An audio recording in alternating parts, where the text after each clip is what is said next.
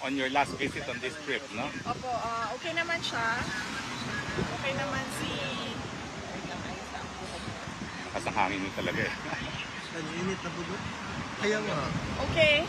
So, yes, okay lang. Si former President Duterte, sabi niya, tinanong ko siya kanina, no, kung ano yung mensahe niya para sa mga kababayan natin na nag-aantay sa labas, nag-aantay ng balita, patungkol sa kanya, at nandito dahil nagpapakita sila ng suporta para sa kanya. Sabi niya, okay lang ako, huwag kayong mag-alala. Yun ang kanyang message.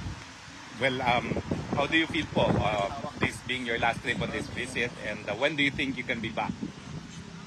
Well, may schedule na ako. Hindi ko pa lang siya ma-announce. May pinag-usapan na kami na schedule sa mga susunod na mga weeks. Hindi ko pa lang siya ma-announce dahil wala pa akong ticket. No? So, nothing definitive until meron ng plane ticket. So, pero meron ng draft schedule para sa pagbisita. Wala ba ho siyang bili naman sa inyo? Sa akin, wala naman siyang yun na yung bili niya is yung kanyang yung wag na daw siya bisitahin, wag na daw siya balikan dahil nakakaabala daw. At sagot ko naman sa kanya, sabi ko, hindi pwede yon dahil ang daming nag-aantay doon sa labas na gustong bumisita sa'yo. Eh, hindi sila makapasok, kaya kami yung pumapasok para mapaabot namin sa iyo kung ano yung sinasabi nila at mapaabot mo naman sa amin kung ano yung gusto mong sabihin para sa kanila. So yun Sa politika po, wala kayo napag-usapan? Wala kaming napag-usapan sa politics eh. Napag-usapan namin yung hopelessness, sabi ko yung hopelessness and frustration ba sa government. Yun ang napag-usapan namin doon. Pero sa politika, wala kaming napag-usapan kanina na politika. Okay, questions? Ma'am, salamat po sa update kay nating Pangulong Rodrigo Duterte. At sa po sa mga tanong namin ngayon, ma'am, pabor po ba kayo sa panukala ni Senator Robin Padilla na ibaba ang minimum age of criminal liability? Mga batang edad 10 to 17 na masasangkot sa karumal-dumal ng krimen tulad ng murder, rape at drug-related cases. Hindi na muna ako mag-comment dahil hindi pa naman siya pinag-uusapan doon sa loob ng Senado. Kapag meron na silang mga committee hearings, we will make sure na the voice of the Office of the Vice President will participate in the committee hearings of the proposed bill of Senator Robin Padilla. Thank you, ma'am. Ma'am, sangayon po ba kayo sa paraan ng anunsyo ni DILG Secretary John Vic Remulla na suspension of work at classes na may halong biro? Marami po kasi mga netizens ang nagsasabing dapat seryoso at may palasakit ang ganitong mensahe, lalo na't kaligtasan po ng publiko ang nakataya. Yes. Ano ang biro? Sinasabi niya mga abangers, ganito, in the manner that it was actually put out for the public to actually read, ma'am. Sinasabi niya mga abangers, ito pong update, mga abangers, ganito, ganyan. So, Sandali Hindi ko rin na-gets. Hindi ko, wala kasi akong hindi ko alam, hindi ko nakita, hindi ko nabasa, so mahirap mag-comment. Pero na-verify na ba na hindi siya parody account or fake news? Yung official talaga na Facebook page ng DILG, ma'am. Sinasabi niya, for example, there's a class suspension sa different cities. In a manner na sinusulat niya, mga abangers, class suspension. Sandali. Official DILG account. Yes. Sa And Facebook na-verify na ninyo. May blue check kasi, ma'am. Sige, so official DILG account, na-verify ninyo, and nagbibiro. Yes, the manner ng Hindi naman na-hack. Well, we don't know that, ma'am. Kasi consistent yung Kaya sabi ng pagsulat. mga netizens na dapat daw seryoso ang sa ganitong mga mensahe, lalo na't kaligtasan ng publiko ang nakataya. Well, unang-una, gusto ko lang malaman kung official DILG account. At pangalawa, hindi siya na-hack. Okay, and hindi din siya fake news. Confirmed yan lahat, ha? Mhm. Oh. Tulad lang din yan noong sa Office of the Vice President. Merong Vice President at merong Office of the Vice President. Iba yung institusyon, iba yung tao. Yes. Okay? Kaya kami merong spokesperson for the Office of the Vice President kasi yung institusyon, meron silang mga ginagawa na trabaho, may projects, may serbisyo, at merong bosses yung Office of the Vice President. So, kapag nandun ka, makikita mo, very professional yan sila. Pero pagdating naman sa Vice President, ako, yung tao, iba din yung boses ko. So, kung galing yan sa DILG official account, na sinasabi ninyo, confirmed naman na DILG official account, they have to be professional. Hindi ko sinasabing hindi pwede maging professional ang pero the person can express, has the freedom of expression. An institution does not have the freedom of expression. Kasi ma'am, yung mga kababayan natin, they are a little bit surprised yung manner ng ng approach sa pag-disseminate ng information kasi parang ginagawang joke or in a joking way. So, thank you for your comment, VP. Oh. Thank you, ma'am. Last na lang po. Ma'am, ano po ang... question lang po, kasi kahapon, balita ko po sa LG yung pag-deny ng passing RTC sa motion post bill ni Pastor Apollo Gulo na ibalita niyo po ba kay PRD? Hindi, sorry. Hindi namin napag-usapan yung balita na yan na hindi ko napaabot na sa kanya yan ngayon. Thank you, ma'am. Ma'am, ano po yung ang reaction niyo sa inilabas na safety alert ng Ministry of Education ng China kaugnay sa pag-aaral ng kanilang mga estudyante sa Pilipinas kung saan pinanggit na may tumataas na banta sa seguridad at insidente ng harassment sa mga Chinese nationals? Well, karapat-dapat lang na mag-issue sila no, dahil may obligasyon yung state to protect its citizen wherever they may be found, sa labas man ng China o sa loob ng China. So, kung merong mga ganun na pangyayari na nadidelikado yung buhay nila or merong harassment, merong threats na nangyayari, ay dapat bigyan nila ng sapat na warning yung kanilang mga citizens para sila naman ay makapaghanda or meron silang magagawa para sa proteksyon ng sarili nila.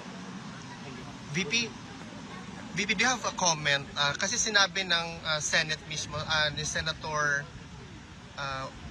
Gatchalian, I think, he said that the Senate will convene as a high impeachment court on the 4th of August to hear out the impeachment complaint against you. Do you have a comment with respect to this? Kasi this is exactly 1 week after the SONA ng Pangulong Bongbong Marcos. Hindi na muna ako mag-comment about sa impeachment kasi merong spokesperson for the impeachment topics. Ito yun si Attorney Michael Poa. So, if you can find time to reach out to him to ask him questions about the impeachment, then he would gladly answer questions about the impeachment. Thank you, VP. VP, do you have any expectation na sana i-bring up ni President Trump kay Presidente Marcos Jr. ang issue ng ICC and about former President Duterte? Wala akong expectation. Wala akong expectation na i-bring up niya doon anything favorable to former President Rodrigo Duterte. Likely, baka i-bring up niya doon, pero ang kanyang sasabihin ay things that are unfavorable to President Duterte. Because he will really defend what they did to the former president. No, I meant on the part of President Trump. President Trump to President Marcos. Yes. Mayroon ba silang meeting? Wala pa po sa special. Wala pa po according to the official schedule. Wala pa po according to the official schedule for the day. Wala. So, Okay. wala. Yes, Yun na. Any questions, guys? Madam, congratulations po sa disaster response ng PBB. Napakaganda, positive po yung mga comments ng netizen patungkol po sa inyong disaster response. Paano nyo po ba inuutusan yung Office of the Vice President pagdating dito samantalang matagal na po kayo nandito, ma'am? Paano nauutusan yung mga tao doon? Paano nyo po sila Bigyan nabigyan ng ng instruction? commands? Okay. Well, unang-una kasi, ang Disaster Operations Center, nung tayo ay pumasok sa Office of the Vice President, in-institutionalize na natin siya. Kasi nakita namin, isa ito sa mga pinakamaraming requests na dinadala ng mga taong bayan na sa Office of the Vice President. Yung tulong kapag merong kalamidad. Yan ang isa sa top three na hinihingi. Ang una is medical and burial assistance. Ang pangalawa is disaster relief. Yan yung pangalawa na hinihingi ng taong bayan. So ang ginawa namin, in-institutionalize namin. Ibig sabihin, gumawa kami ng isang center at isang team ng mga tao na yun lang yung gagawin nila. Itong mga tao na ito ay araw-araw nag-monitor kung saan merong emergency, saan merong disaster sa buong Pilipinas. Pagkatapos itong mga tao na ito, pag nakita nila sa mga reports na merong kailangan bigyan ng tulong or merong nag-request ng relief kahit saan man, binabato nila sa satellite offices natin. Naka-preposition lahat doon ang tulong sa satellite offices, and then yung satellite offices, meron silang assigned din ng mga tao for disaster response. Tapos sila na yung pupunta kung saan man kailangan pupunta yung tulong at opisina. So meron silang standard operating procedures na ginawa namin para susundan nila yon. Kapag wala doon sa nakalista na mga kailangan nilang gawin, kapag wala doon na sila nagtatanong sa USEC namin, or tapos yung USEC namin magtatanong din sa akin kung ano ba ang gagawin. Tulad ng example, noong isang araw or kahapon ba yon, kung saan lumabas yung mga bus na tumulong sa mga na-stranded sa mga ruta nila. Yun kasi ang allowed lang sa buses namin is may oras lang na allowed na lumabas sila. And ito yung peak hours kasi augmentation laang yung tulong na binibigay natin, no? Nag-augment tayo sa peak hours ng mga taong nagbabiyahe. Kahapon, sobrang dami nung mga humihingi ng tulong na mga stranded. Nagpaalam sila sa akin kung pwede ilabas yung mga bus. And then sabi ko sa kanila, oo, pwedeng ilabas yung mga bus dahil emergency na yan. At hindi na natin kailangan magpaalam pa na lalabas yung bus natin, labas doon sa peak hours na allowed mag-fly yung buses. So, ganun yung in-institutionalize namin, tapos merong standard operation procedures. Kung wala doon, nagtatanong sila at nagbibigay ng command or sagot. Comment lang po, ma'am, sa mga comment ng netizens na mabuti pa daw po yung OVP, mas nararamdaman nila sa mga ganyang disasters, yung pong EDCA sites na sinasabi nilang yun ang isa sa mga purpose, di raw nila nararamdaman. Unang-unang kailangan siguro natin tanungin, no, kung totoo ba talaga na yung mga EDCA sites ay gagamitin for disaster preparedness and disaster response, o sinabi lang yon para lang may masabi patungkol sa EDCA sites.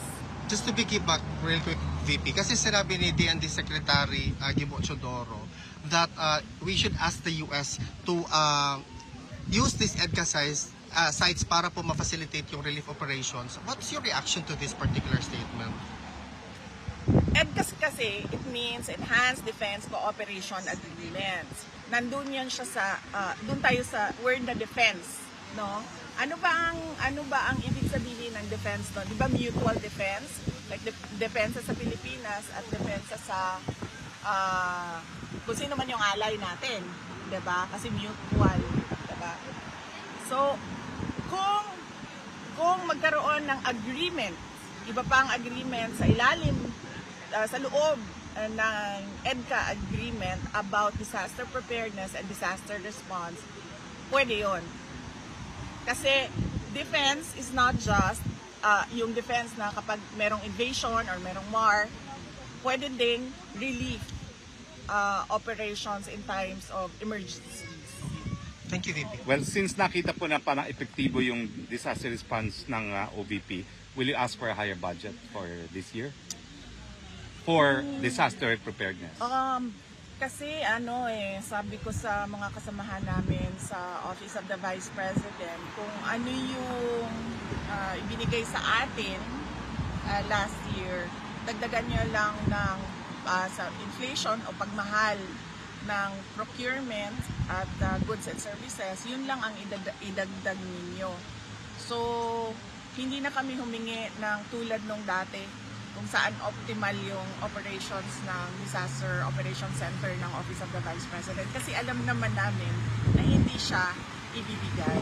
So, parang ayaw ko na pupunta yung mga officials ng Office of the Vice President, punta sila sa House of Representatives, tapos sasabihin sa kanila na hindi namin yan ibibigay sa'yo. Ayaw kong napapahiya yung mga kasama ko at ayaw kong napapahiya yung institusyon.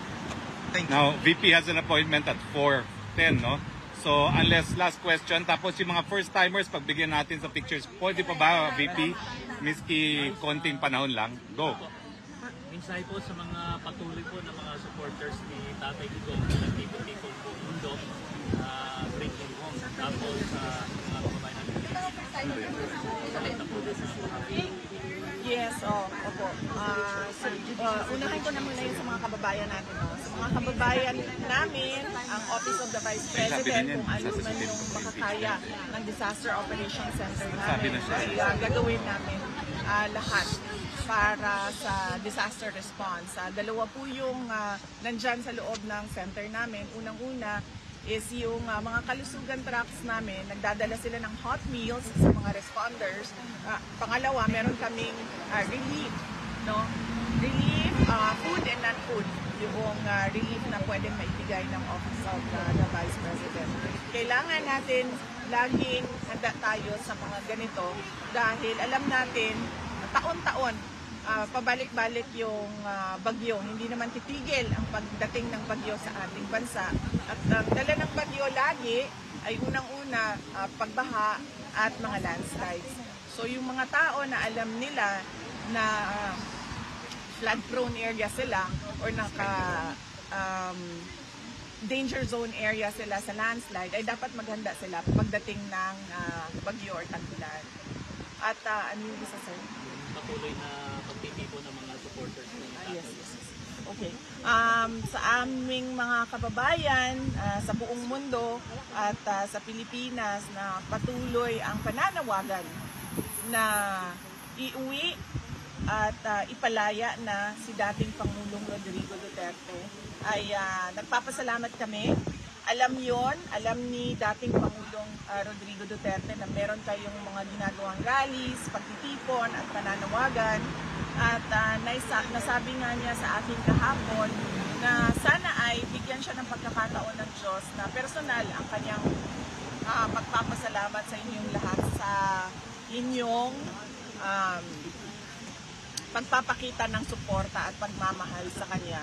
At naiintindihan niya na yung kagustuhan ninyo na siya ay mapalaya ay dahil gusto nyo yung nakita ninyong pagbabago sa bayan nung siya ay Pangulo ng ating bansa. At kaming mga pamilya, lalong-lalo na ako dahil ngayon ay umiikot ako sa Filipino communities abroad na nag-iimbita para makapagsalita ako at mapaintindi ko sa kanila kung ano nangyayari sa dating Pangulong Rodrigo Duterte. Nagpapasalamat din ako dahil ang Filipino communities natin, sila yung gumagastos ng mga events at ng mga program natin at ang laking tulong at nagpapasalamat kami dahil napapaabot ko sa buong mundo yung ipinaglalaban natin na isang Pilipino na nakakulong sa The Hague, Netherlands dahil kinuha siya ng gobyerno ng Pilipinas. Sa pilitang kinuha at hinatid dito. Maraming salamat, VP. Sorry, totoo bang nilabas si PRD kahapon sa ICC facility? Hindi, alam ko yung sagot pero hindi ako makakomment kasi hindi ko alam kung allowed siya sa... Thank you, VP. Hindi ko alam kung allowed siya sa aking level. Ang pinakamaayos siguro ay tanungin natin yung lawyer ni ni dating Pangulong Duterte, si Attorney Nicholas Kaufman. Thank you, VP. Never miss a story. Unlock exclusive access to uninterrupted streaming and premium news content. Subscribe to ANC 24/7 on YouTube and join ANC Prestige today.